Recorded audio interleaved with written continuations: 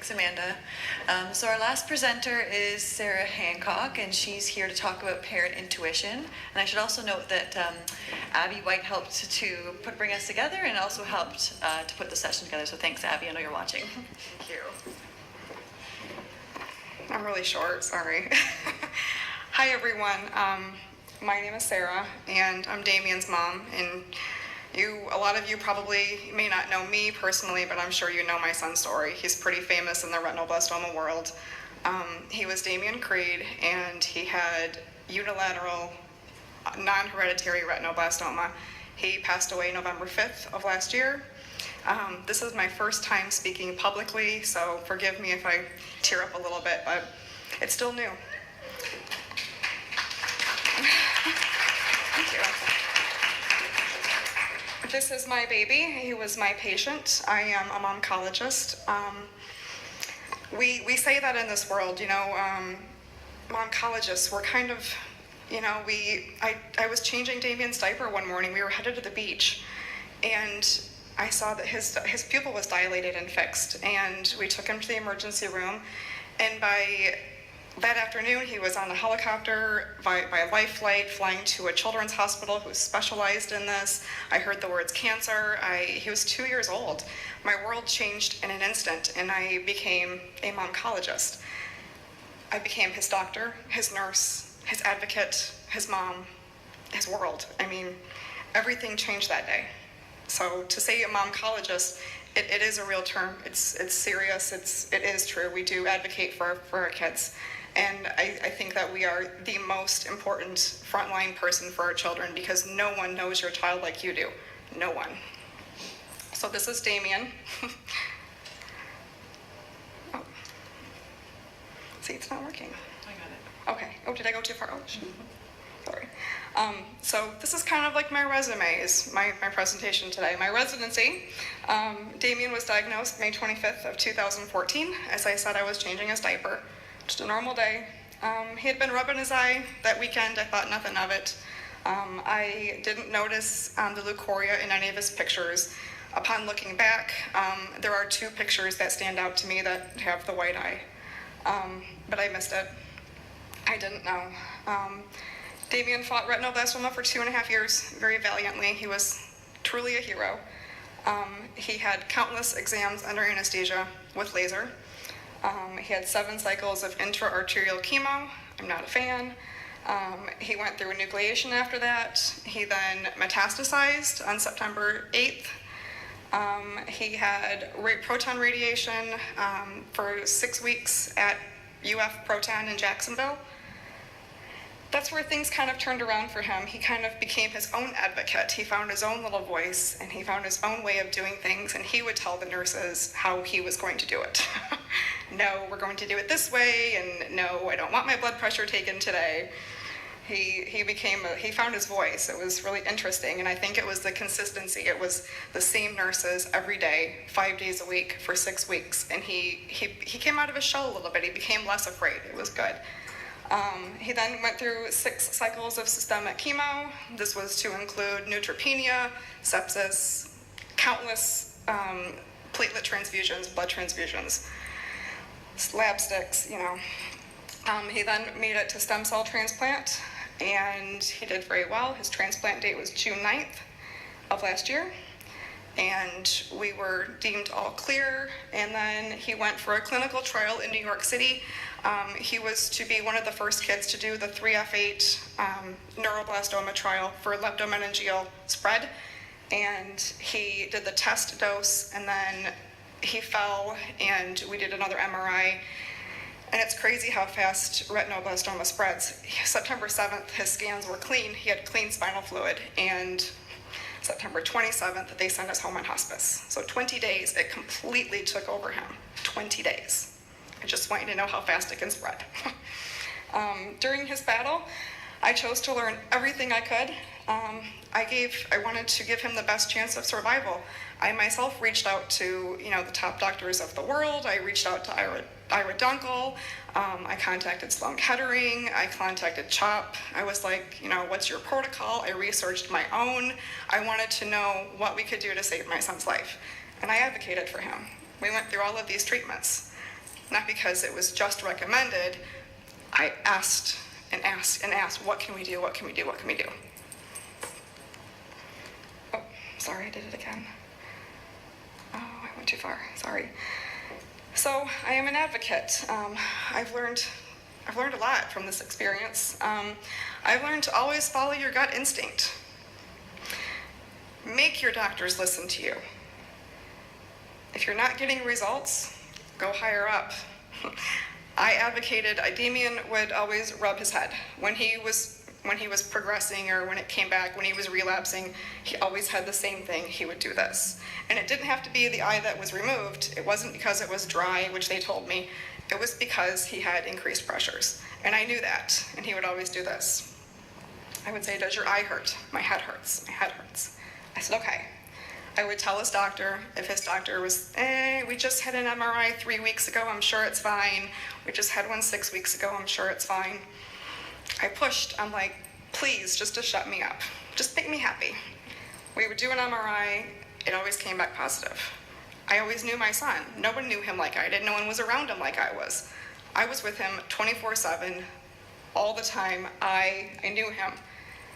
I called the CEO of Nicholas Children's Hospital one time to tell him to push for an MRI because I wanted it. His doctor wanted it. They didn't want to do it because it wasn't within their protocol. They did it. It was positive.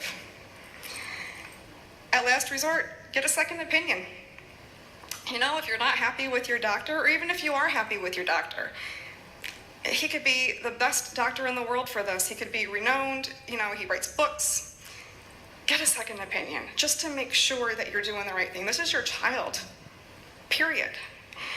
Don't do what I do. Don't try to please your doctor. This is your child. Don't be afraid of offending your doctor. This is your child. Your doctor shouldn't be offended. If your doctor screams at you, and I've heard of this, because you are asking for a second opinion, that's a red flag. Get a second opinion. So the answers aren't always in textbooks. The doctors write a lot of books. They're great. I love doctors. I love retinoblastoma. I love what you guys do. I appreciate what you do, but you don't know everything. Sometimes moms have that instinct. Can't explain it. No matter how much I researched, I always trusted my intuition. It was always right. No one knows your child like you do. Watch for the subtle changes. When Damian would say, I don't want the shades, no sunshine today, Mama, no sunshine. That meant he didn't want the shades open. He was sensitive to light. Something was going on. Follow that. Listen to that. He would wear a baseball hat in the house. I picked up on that on day 2. That was a sign. He didn't want the light. It was bothering him. If he wanted the TV turned down, he was sensitive to sound. That's a sign. They're all signs. Just listen to your child and look for the subtle things. Damian was pretty nonverbal until age 3.5, almost 4. You have to just watch them and learn from them. Sometimes they're not verbal, and you just watch the symptoms and the signs. No one's around your child more than you, even the doctors. They have books, but your experience it's second to none. And use your resources. I reached out to other institutions. When I called Ira Dunkel, he said, you know what? I already know about Damian's story. Your doctor's already called me. Great. That gave me peace of mind that all that was doing to be done was being done. I researched online. I didn't just Google with WebMD. I actually went to Sloan Kettering's site. I went to CHOP's sites. I looked at their clinical trials. I wanted to know. I talked to other parents. I talked to other parents in the hospital with, the kids that have retinoblastoma. I still do. I talked, the Facebook groups. RB Moms is an amazing resource. I've learned so much from that group. Momcology groups, they're amazing. The prosthetic, the prosthetic eye groups. You learn things like from there. Is it normal? Should you take your child's eye out all the time and wash it? You learn things. You research things, and you hear from other parents. Sometimes your child needs that. Damian he didn't love his eye, but I learned that was normal through talking to other parents online. I love the RB Moms group. It's amazing. It's not working. And keep advocating. If you aren't comfortable with the decisions you're getting, get a second opinion ASAP. Retinoblastoma spreads very fast. If you're wasting time getting a second opinion it's not going to help you. If you are uncomfortable with your team or you just want that second opinion for peace of mind, get it. And it doesn't end with him. I'm still an advocate. Just because my child is gone does not mean I don't advocate for your children, because I do. I love your children. And I will do whatever it takes to not have this happen again, because it's horrible. There's Celeste. She died, 4 days after Damian.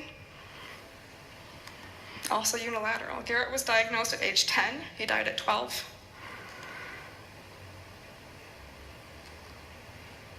Sara, she was 5.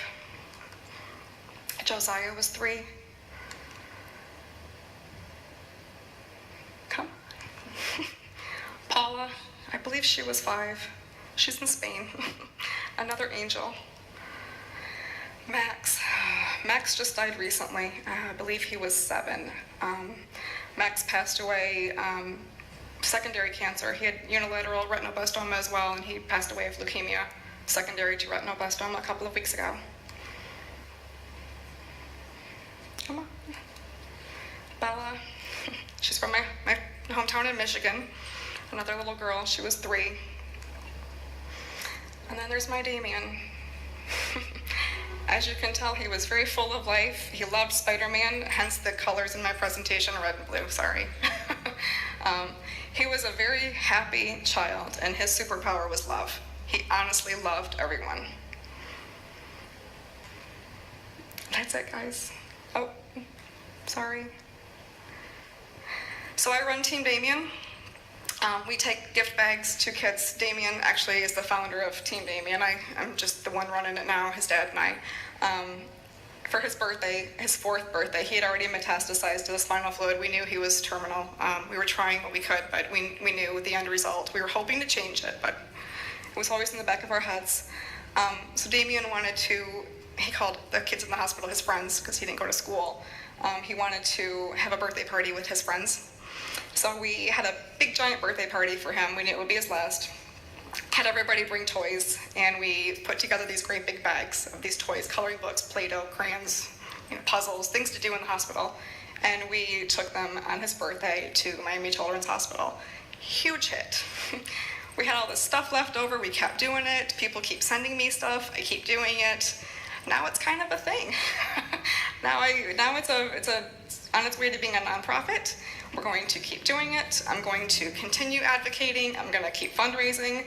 I'm going to keep talking to moms and dads. I'm going to keep coming to these things, and I'm going to keep telling you. Team Damian's here. So keep advocating for your kids. I will keep advocating for yours. I'm going to change things. You're going to keep seeing me. I love you all. Thank you.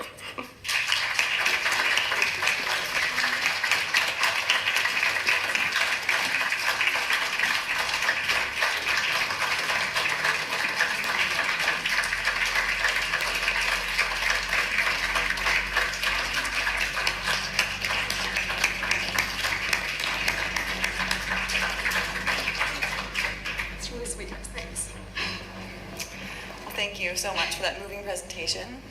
Do we have any questions?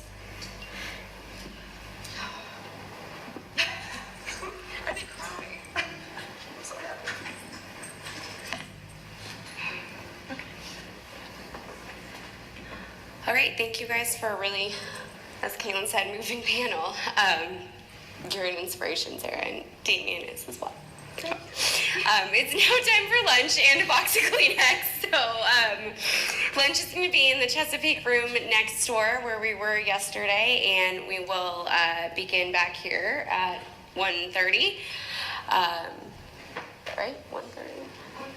1:45. Okay. Thank you, guys.